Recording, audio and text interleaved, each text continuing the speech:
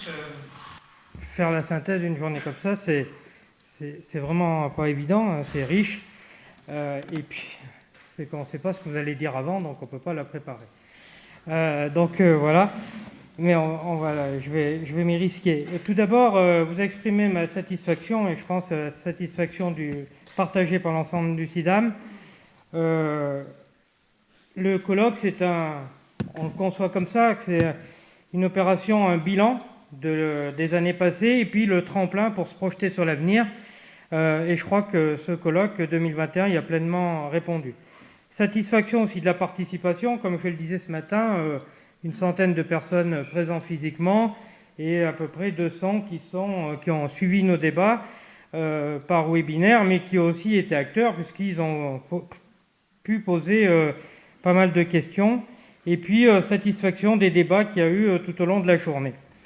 Et puis, avant de rentrer dans la synthèse, je voulais remercier l'ensemble des équipes du CIDAM, que ce soit Marine, Emeline, Léa, Jean-Baptiste, l'ensemble des référents départementaux qui sont intervenus ou qui ont préparé cette journée, l'ensemble de ceux qui ont témoigné, qui sont intervenus, que ce soit à la table ronde ou plus tôt dans la journée, et puis bien sûr, comme vient de le faire Marine, les équipes de l'IADT qui nous ont permis, on va dire, d'innover dans ce colloque-là, puisque ça a permis à d'autres de le suivre sans être présent physiquement, et puis d'enregistrer, d'avoir, on va dire, de ne pas pouvoir en perdre une miette, puisqu'on pourra le mettra à disposition sur notre site. Au vu des débats, j'ai envie de dire, on a eu raison d'être précurseur en 2012, en 2015 au CIDAM, même si c'est parfois difficile, parce que quand on est précurseur, certains n'ont pas conscience, d'autres luttent, parce qu'on les bouscule un peu trop peut-être. Donc c'est difficile, mais par contre, la journée d'aujourd'hui nous donne raison. Satisfait de l'enthousiasme et du soutien des partenaires, des financeurs et des différents propos qu'il y a eu toute la journée. Donc ça, c'est vraiment important. Ce qui est ressorti aussi aujourd'hui, c'est que c'est bien le terrain qui impulse. C'est bien le territoire qui impulse des choses, des mouvements. J'allais dire des révolutions, mais non, mais des évolutions tout au moins. Et je mettrai en parallèle entre ce qu'on a écouté, ce qu'on a vécu aujourd'hui, tout ce que les différents acteurs des territoires font en ayant pris conscience du changement climatique et de ce qu'on doit faire pour s'y adapter, pour l'atténuer. Et puis, j'avais envie de dire des peu de choses qui ont été signées lors de la COP26, alors que ce sont nos grands responsables. Des fois, j'ai l'impression que peut-être les acteurs de terrain sont plus grands responsables que nos décideurs à l'échelle planétaire. Mais c'est un avis personnel, donc voilà. Je voulais aussi réinsister sur certains points que le commissaire Massif et le responsable de l'IADT ont dit ce matin. AP3C, c'est vraiment une coopération entre tous les acteurs du Massif central, et c'est vraiment comme ça qu'on le conçoit et qu'on le bâtit et qu'on essaye de le piloter entre tous les responsables. Et puis, c'est pas si courant que ça, c'est aussi une alliance entre la réflexion scientifique et l'action de terrain et les coopérations de terrain. Donc, je trouve que c'est pas si courant que ça qu'on arrive à réussir tout ça. Au niveau, donc, le projet, c'est déjà des résultats climatiques. Et AP3C, c'est vraiment la mise en exergue de la diversité climatique territoriale du futur, mais qui est aussi indispensable pour piloter notre territoire demain. Ça en découle un principe qui me semble important, qu'il faut tous qu'on ait à l'esprit, c'est fini les généralités. Voilà. Avant, avec une idée, on pouvait la reproduire partout. Ben non, ça c'est fini. On peut certes reproduire certainement la méthode de construction ou la réflexion, mais pas les conclusions. Et puis, cette thématique du changement climatique, que ce soit l'adaptation ou l'atténuation, a aussi démontré qu'il y a un besoin de compétences très pointues. On l'a vu tout au long, au moins de la matinée ce matin, pour la partie climatique. Je ne sais pas si vous avez tous saisi tout ce que vous ont dit Vincent et l'IADT, quand on le découvre pour la première fois, ça fait quand même beaucoup de données et de choses à emmagasiner. Et puis pointu aussi pour accompagner les agriculteurs, bien sûr, pour s'adapter. Et puis, après les données climatiques, eh ben, il faut les indicateurs agro-pédoclimatiques qui tiennent compte, et c'est important qu'on ait pu aller jusque-là, qui tiennent compte des différents types de sols, des différents territoires, donc des différents climats, pour être au plus près des réalités et pour qu'on accompagne de façon vraiment le plus précis possible l'ensemble des acteurs de terrain. Ça nous permet aussi de voir quelles sont les techniques culturales que l'on doit faire évoluer, les rotations pour avoir plus de sols résilients. Différentes solutions ont été évoquées, je ne vais pas toutes les reprendre maintenant, je ne vais pas faire de redite, mais c'est vraiment tout ça qu'il faut tester et expérimenter. Et puis, quand on parle beaucoup d'agronomie, c'était un peu certains sujets de la table ronde, il faut qu'on travaille de façon de plus en synergie avec l'ensemble des semenciers, l'ensemble des gens qui travaillent sur la recherche. Il faut vraiment créer ces synergies-là plutôt que de travailler par silo. Je crois que c'est une expression que j'ai entendue dans la table ronde, mais c'est tout à fait ça. Et puis, il faut travailler au niveau du système. Ça a été dit, un des principes, un des enseignements sur ce travail-là, c'est qu'il faut apprendre à être réactif. On ne peut pas faire un plan sur 20 ans parce qu'il y aura plein d'aléas, une diversité d'événements qui feront qu'il faudra toujours être réactif, mais par contre, le but c'est d'être proactif pour avoir préparé à comment s'y adapter. Une des conclusions aussi, c'est qu'il faut cumuler plusieurs leviers. Ceux qui vous diraient, pour s'adapter au changement climatique, il suffit de faire ça, ben non, ils n'ont pas dû y réfléchir longtemps, parce qu'on voit bien, tous les travaux qui ont été présentés en début d'après-midi, c'est la seule solution, c'est de cumuler plusieurs leviers en fonction des systèmes, des exploitations et du lieu où elles sont. Par contre, si rien n'est fait, eh ben, il y aura une conséquence très importante sur les résultats économiques, voire une mise en péril des exploitations et des actifs qui la composent. Au niveau des filières, le lien filière et territoire est vraiment très important, c'est ressorti de façon très forte aujourd'hui.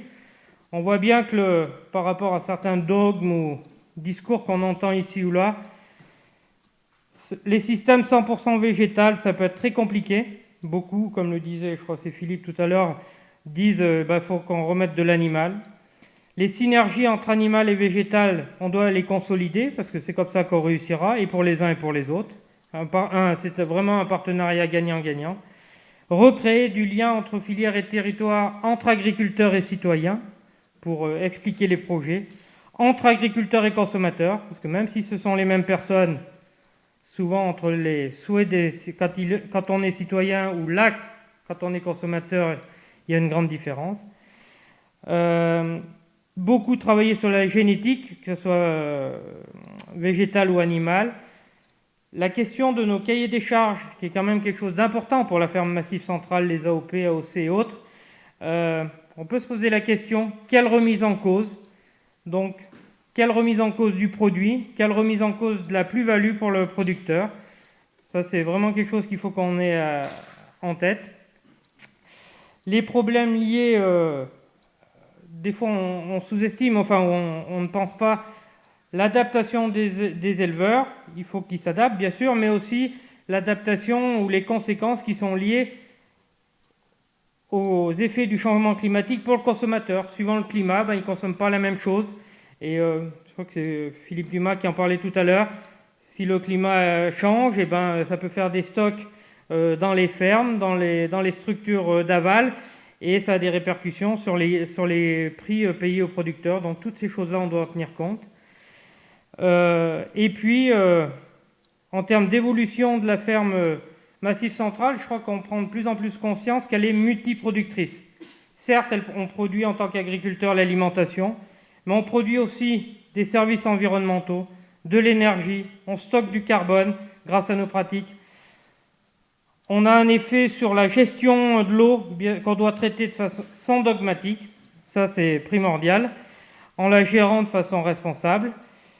Et puis au niveau du climat, tous les travaux qui ont été conduits, qui ont été un peu évoqués ce matin par Vincent et autres, en disant en fonction On peut calculer des indicateurs qui expliquent ou qui démontrent quelles sont les plantes les plus intéressantes. Quand il tombe 1 mm d'eau, voilà la quantité de biomasse qui est produite en fonction du territoire et tout ça.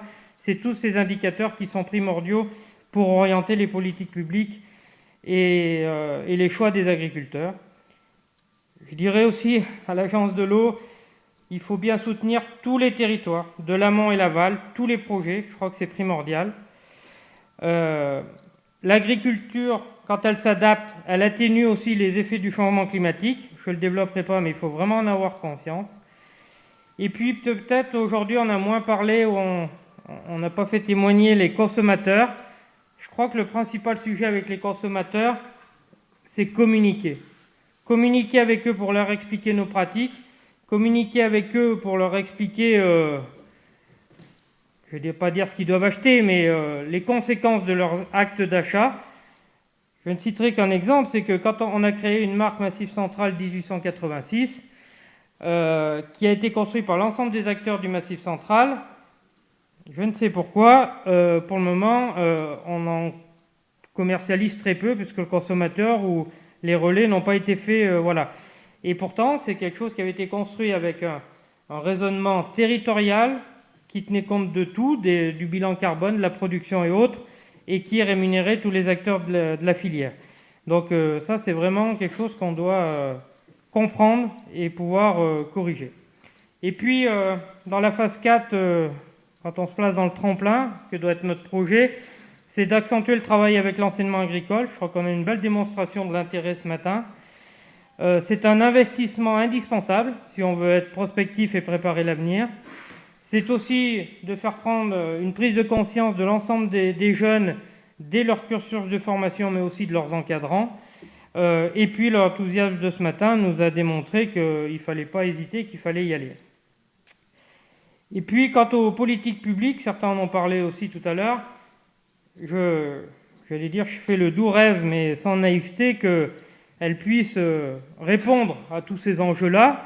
Certes, la PAC qui va s'appliquer en 2023 n'y répondra pas complètement. Je citerai qu'un exemple. Quand on nous dit qu'il faut stocker du carbone, qu'il faut que les prairies permanentes, à certains endroits, ont du mal à produire, donc il faut les ressemer, enfin voilà, différentes techniques. On n'a pas réussi à convaincre nos collègues et décideurs politiques que c'était absurde de mettre comme règle dans la PAC qu'il fallait détruire les prairies temporaires au bout de 5 ans, sinon le passer prairie permanente, alors qu'une prairie avec des luzernes, des trèfles ou autres qui durent 7 ou 8 ans, ça a quand même un intérêt agronomique et écologique. Donc toute cette prise en compte, on va dire, dans les politiques publiques, c'est pas encore fait. Et puis dans les politiques publiques, il faut aussi soutenir le rôle d'agriculteur. Certains, je crois que c'est les étudiants qui l'ont dit ce matin, que quand on expérimente dans la vraie vie, des fois c'est des risques, on n'a pas tous les moyens de les prendre, des fois, à hauteur des enjeux. Donc les politiques publiques doivent soutenir encore mieux le rôle des agriculteurs, leur rôle de testeurs, d'expérimentation. Et c'est vraiment d'accompagner. Quand j'écoutais, j'ai perdu votre nom, le chercheur émérite de l'INRAE, j'avais l'impression qu'on réinventait les GEDA ou les groupes de développement dans vos propositions. Donc c'est toujours dans les périodes de crise, des fois, qu'on se rappelle de ce qui marchait bien ou ce qui était pertinent avant.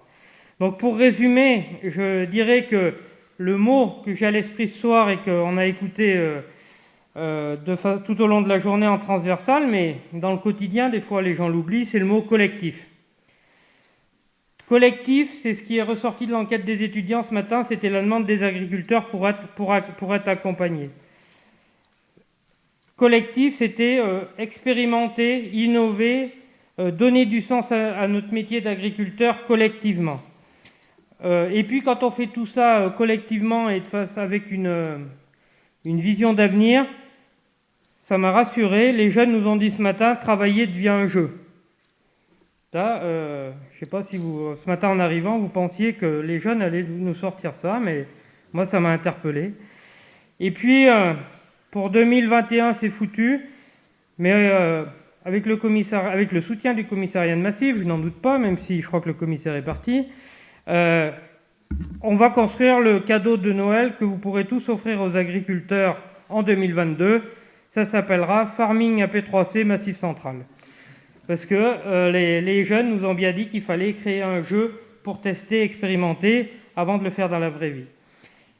Et puis j'ai trouvé une autre de leurs idées, alors moi pertinente et vraiment percutante, alors que dans le résultat des enquêteurs, des agriculteurs qu'ils ont enquêtés, ça semblait pas le plus approprié. Enfin, je suis peut-être pas représentatif, mais j'y crois quand même.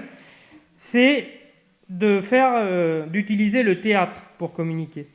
Et pour être confronté des fois à expliquer des projets territoriaux, je suis sûr que pour communiquer avec le territoire, avec nos voisins, avec les citoyens, cette idée de théâtre, elle est à creuser et à soutenir. Voilà. Et puis bien sûr, les synergies collectivement entre l'amont et l'aval semblent primordiales et moi c'est ce qui est ressorti tout au long de la journée. Donc vraiment, comme nous l'ont dit les jeunes, pour faire les graines germent quand on travaille à plusieurs, quand on le fait à plusieurs collectivement. Donc ça, c'est vraiment une idée importante et vraiment, souvent on dit qu'avec la sécheresse, ça ne germe pas. Et bien pour faire germer les choses, pour faire germer les projets, pour faire germer le monde de demain, il faut le faire à plusieurs, il faut être réactif, il faut être proactif. J'avais envie de dire, il suffit de remettre du bon sens, et si c'était le bon sens paysan, tout simplement. Donc AP3C produit, avec l'ensemble de ces acteurs, que ce soit au CIDAM ou dans les départements, AP3C produit, sensibilise, impulse, rassemble, mais ne peut pas faire à votre place. Donc les agriculteurs comptent sur vous tous, le territoire compte sur nous tous, nous le devons à nos enfants, c'est de notre responsabilité. Le court terme, c'est souvent contradictoire avec le long terme, quand vous y repenserez dans vos actes de tous les jours. Il y a urgence, alors je ne dirai qu'un mot, action.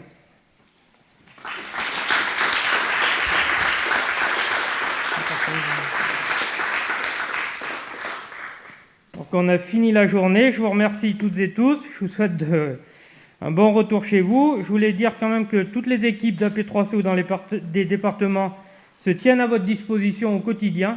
Si vous avez des questions de ça, tout est déjà sur le site, mais la journée d'aujourd'hui sera dans les prochains jours, prochaines semaines. Et puis si certains veulent, il y a peut-être quelques boissons qu'on peut partager encore avant que vous repartiez chez vous. Merci et bonne soirée à vous.